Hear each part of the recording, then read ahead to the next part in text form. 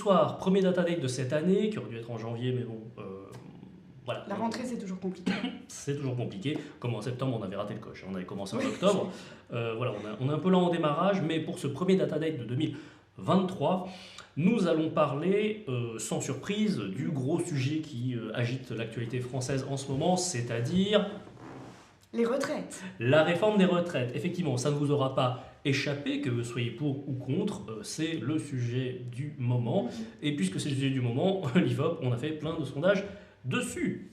Donc nous allons en parler évidemment. On va aussi parler du comptage dans les manifestations, très rapidement, puisque la société qui s'occupe pour différents médias de compter, de comptabiliser les cortèges, notamment parisiens, c'est Occurrence, et c'est une société qui a fait partie du groupe IFOP. Donc on sera bien placé pour traiter quelques mots là-dessus. Premier sujet, les retraites. Deuxième sujet, la réforme des retraites, ça concerne surtout ceux qui travaillent encore, ceux qui ne sont pas encore retraités, mais ça peut être utile de parler des retraités, des gens qui sont déjà de l'autre côté de la barrière. Donc on va parler des retraités, des seniors, des vieux. Voilà, choisissez votre mot. On va parler d'eux sous plusieurs dimensions. D'abord, quelque chose qui est très lié à la discussion sur la réforme des retraites, c'est les seniors au travail, voilà, dans le cadre professionnel. Et on va en parler avec Enora, de l'expertise corporate et work experience du pôle opinion d'IFOP, dans un premier temps. Dans un second temps, on va aussi parler de ce que signifie vieillir, en fait, puisque dans le cadre d'une étude menée par Catherine du pôle IFOP IQ, on en parlera aussi. Elle a mené une étude sur comment définir le fait de vieillir pour une certaine population. Je crois que c'est une enquête réalisée aux États-Unis, donc qui va aussi nous offrir une profondeur de champ que nous n'avons pas d'habitude. En troisième partie, Catherine va rester nous parler de ce fameux IFOP IQ. Qu'est-ce que c'est? Voilà, c'est une subdivision d'IFOP qui fait des enquêtes particulières, des enquêtes où il n'y a pas de chiffres et qui avec que des clients confidentiels, donc on n'est pas censé en entendre parler, mais on va vous présenter évidemment ce que c'est, puisque ça vaut le détour. Et enfin, on terminera avec une petite habitude qu'on a pris depuis la rentrée, qui est la chronique culturelle de notre chère Enora, encore elle, ça va être un peu des allers-retours dans ce data date avec Enora, tout juste revenue d'Angoulême. Je ficherai peut-être mon billet sur le fait qu'elle va nous parler d'une BD, mais j'ai peut-être complètement tort, puisque je ne sais pas ce qu'elle va nous raconter. Voilà pour le sommaire, vous êtes pleinement informés.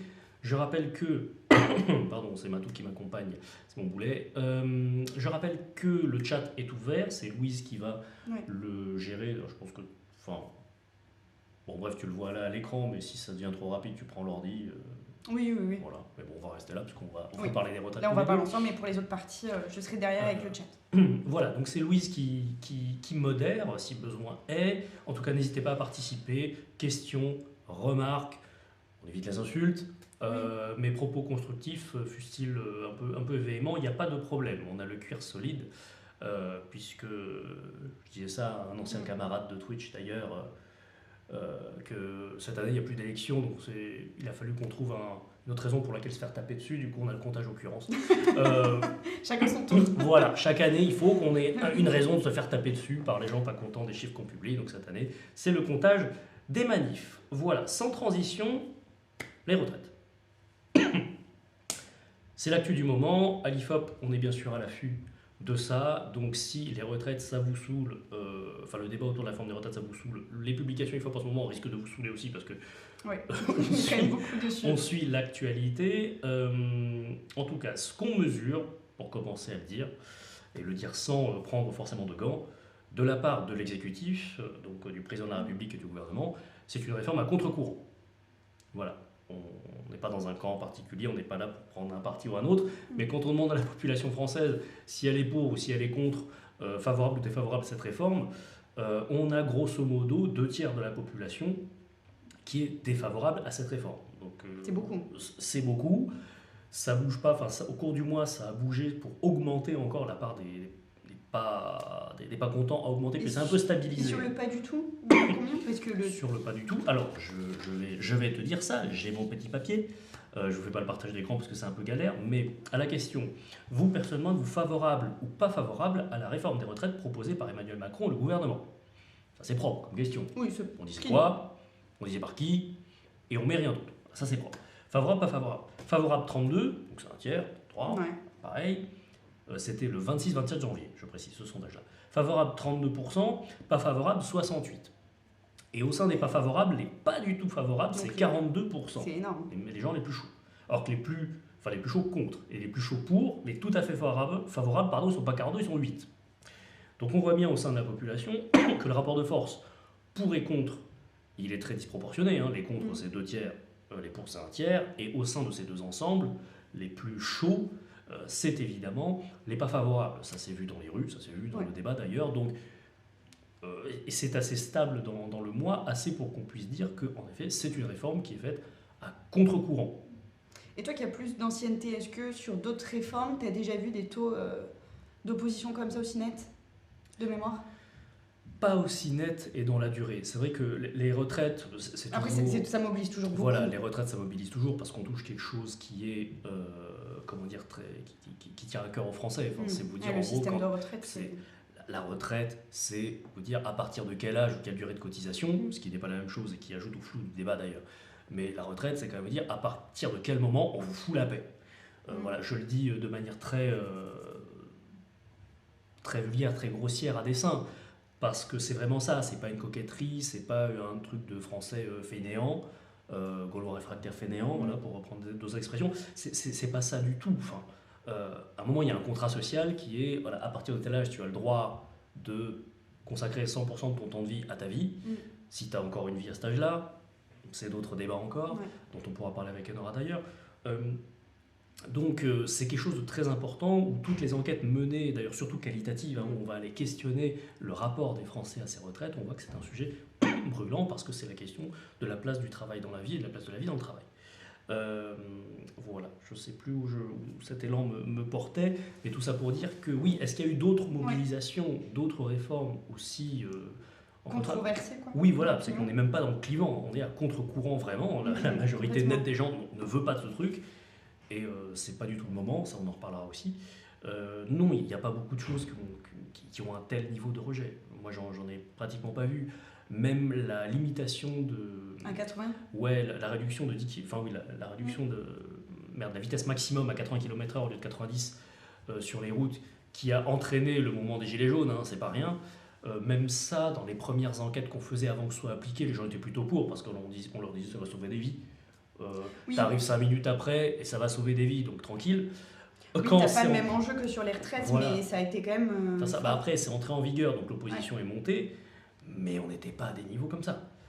Là, clairement, on a quelque chose qui se fait, et sans jugement de valeur, c'est juste un jugement comptable, c'est une réforme qui est propulsée, qui est poussée contre la population. Assez clairement, si on raisonne en quantitatif. Donc voilà, une réforme largement rejetée, à 2 tiers. Je vais très rapidement aussi dire que quand on demande aux gens ce qu'ils pensent du mouvement, de la mobilisation, en fait des manifs, on voit que, là c'est une question plus ancienne, on l'a posée mi-janvier, 17-18 janvier, où 58% des Français nous disaient soutenir ou avoir de la sympathie pour ces manifs. C'est un niveau de soutien de mobilisation qu'on n'a pas vu depuis 2010. Voilà, qui était la réforme des retraites, qui était grosse, la réforme Wörth. Donc voilà, tout ça pour dire que le pays bouge.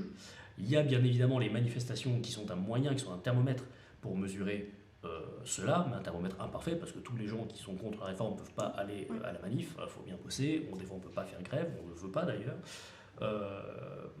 Donc voilà, l'opposition à un tel mouvement ne peut pas être mesurée que par les manifs, même si c'est un indice parmi d'autres. Mais là, c'est vrai que si on regarde le rapport entre, comme on sait, toutes les personnes ne peuvent pas se mobiliser ou ne sont pas pour ce type de mobilisation, mais quand tu vois le ratio de personnes qui sont contre la réforme et le ratio de personnes qui soutiennent la réforme, on est quand même sur un bon ratio. Oui, on est à 2 contre 1. Donc, on est à 2 contre 1, c'est hyper net. Les gens sont contre et soutiennent la mobilisation, sur la forme et sur le fond. Tout à fait. Tout à fait. Donc quand les deux sont synchro, et vu les ordres de grandeur, ça veut bien dire que la réforme est largement rejetée. Une petite anecdote d'ailleurs, d'habitude, je m'amusais à dire ça à la fin de l'année dernière dans des interventions, quand on disait oui, qu'est-ce que les Français pensent des retraites, etc. Bon, ma vanne entre guillemets, c'est-à-dire que dès qu'on pose une question sur les retraites, pour faire bouger les retraites, les Français sont contre, sauf une catégorie de population, c'est les gens qui sont déjà à la retraite, envie qui vous fouettent et qui veulent qu'on bosse Oui, pour tout le temps payer, pour des réformes. voilà, pour payer leur pension. Et ça peut se comprendre, hein. Eux ils ont Logique, donné, ils ont bien bossé, sûr. ils sont passés de l'autre côté, ils n'ont pas envie de se retrouver sans le sou. Donc dès qu'il y a une initiative Non, puis pour la faire bosser... précarité des retraités, c'est aussi un sujet. Voilà. Donc dès qu'il est question de faire bosser plus les actifs pour assurer le coût des retraités, vous avez assez logiquement, dans un calcul très rationnel, là, une majeure partie des retraités qui, en général, est OK avec ces propositions-là et ces réformes-là. Or, on arrive à un moment où l'opposition dans la population est telle contre la réforme des retraites que, même chez les retraités, l'adhésion à la réforme est minoritaire. Sachant que les retraités, ils ont un intérêt assez immédiat Oui. à tout ça, c'est assurer leur pension quand ils en ont une décente.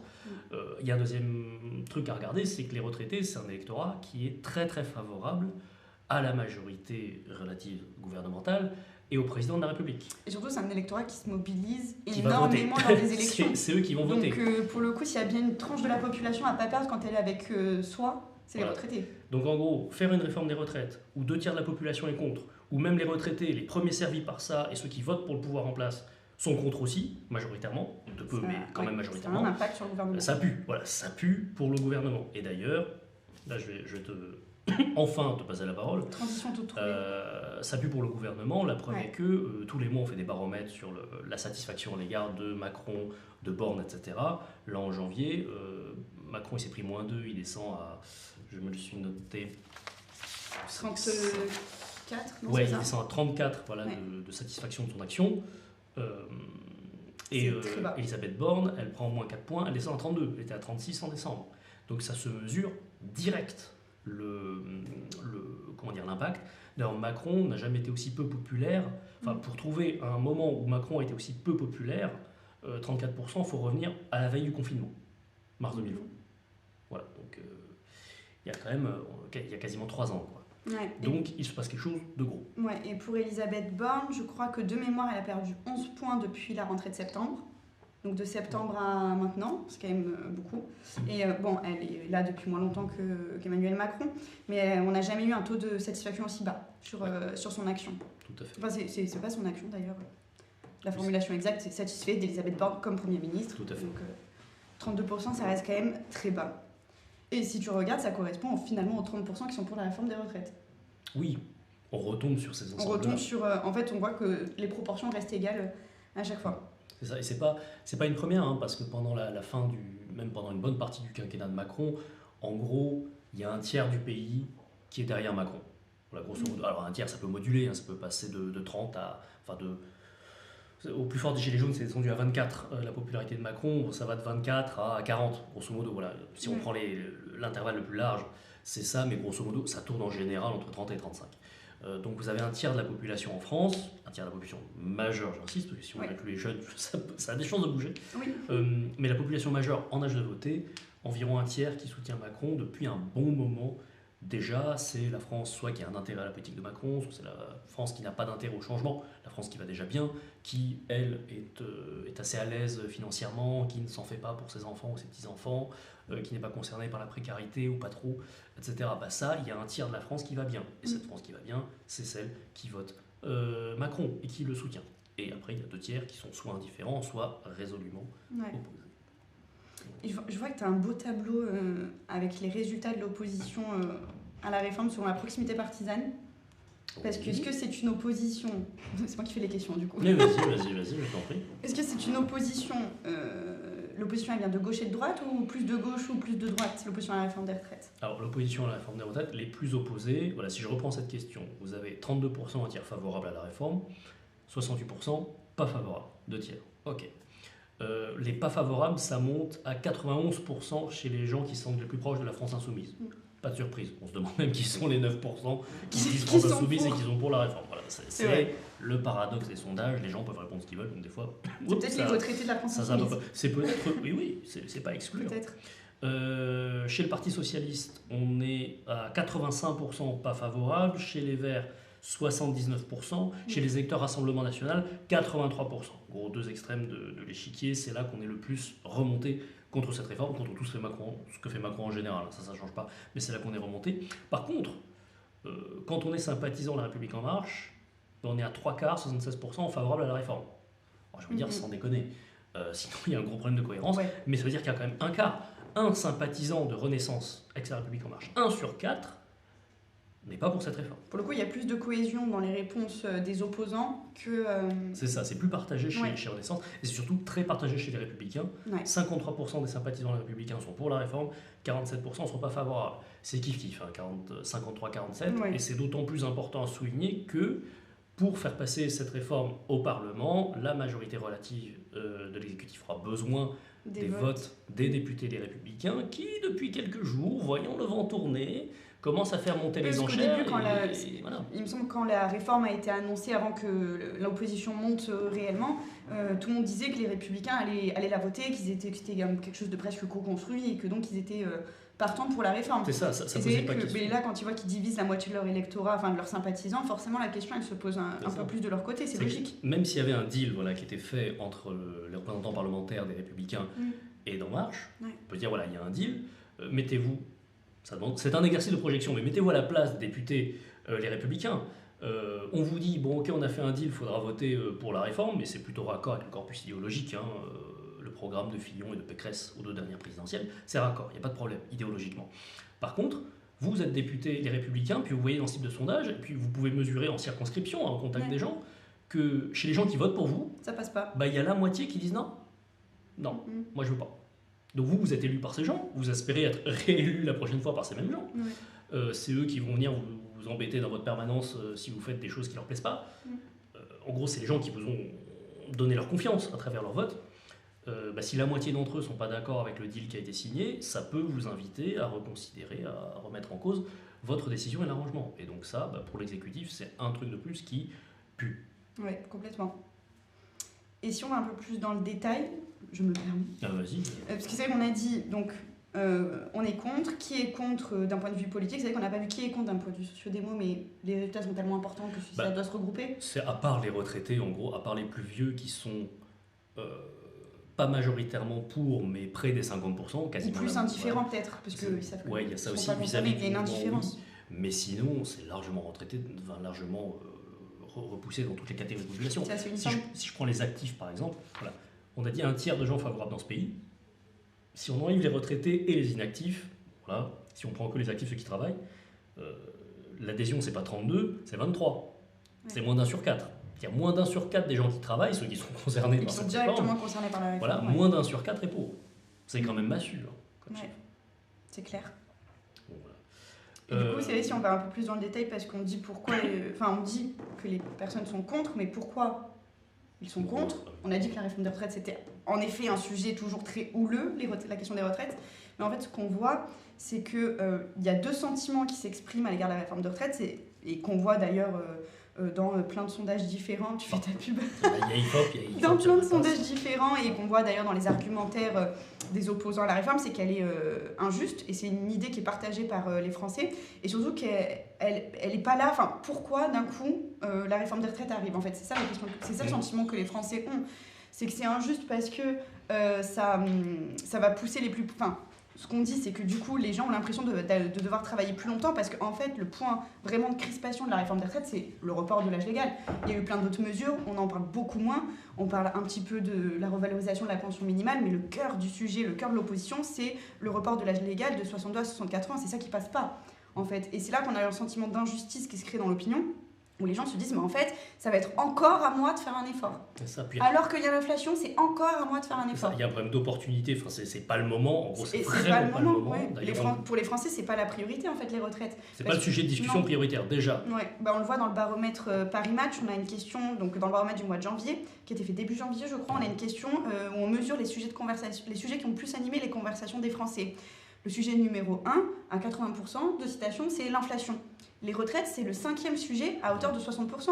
Donc avant qu'il y ait la réforme, les retraites, c'était pas un sujet qui préoccupait les Français plus que ça, dans un contexte en fait inflationniste. Et les Français se disent, finalement, ce qu'on ressent chez les Français opposés au projet, c'est mais pourquoi ils font une réforme des retraites alors que en fait, mon kilo de pâtes, il a dépassé 1 euro et que j'arrive pas à faire le plein d'essence parce que à la fin du mois, c'est trop compliqué.